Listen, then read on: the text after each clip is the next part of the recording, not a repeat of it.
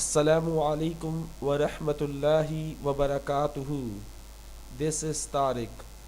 یقین گہرا ہو تو ہر انشاءاللہ الحمدللہ ہو جاتا ہے.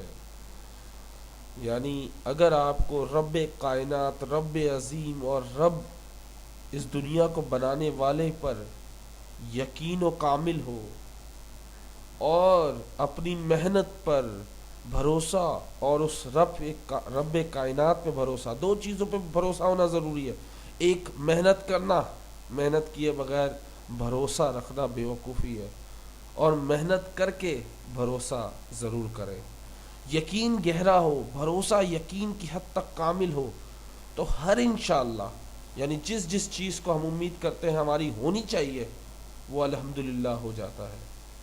صرف کامل یقین ہونا چاہیے، رب کی ذات پر یقین ہونا چاہیے کہ اللہ تمہیں ضرور دے گا، لیکن اگر تمہارے حق میں بہتر ہے.